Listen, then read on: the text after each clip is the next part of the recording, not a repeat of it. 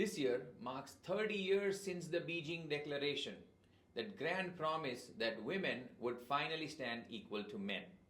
3 decades later, we are still debating maternity leave and minimum marriage ages.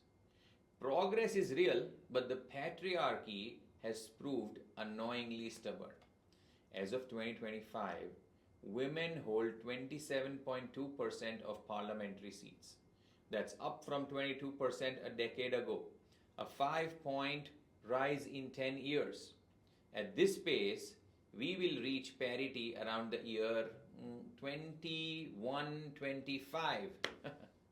Mark your calendars, 100 years from now, or maybe even more.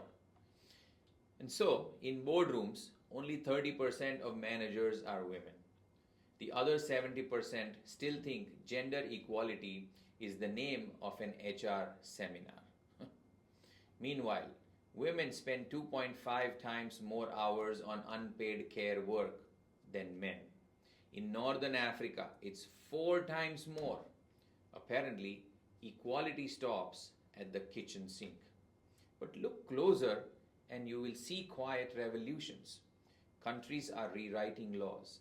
99 legal reforms since 2019, which lifted restrictions on women's work, guaranteeing equal pay, criminalizing domestic violence.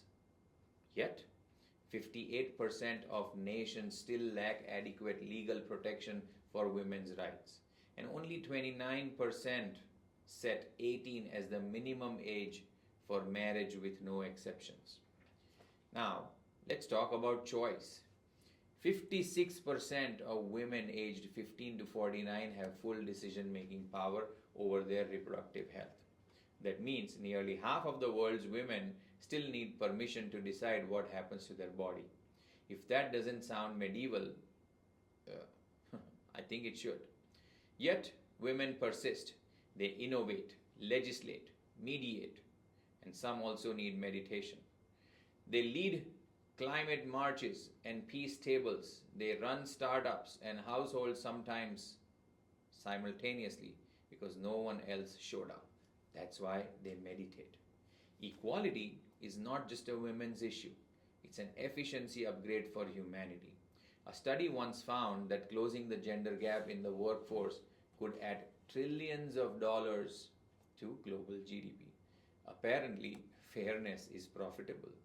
Who knew that? So here's my modest proposal. Next time we draft a constitution, a corporate policy, or a community plan, let's start with this simple line. Women are not a special interest group. They are half of existence. And when we finally believe in that, equality will stop being a goal and start being the default.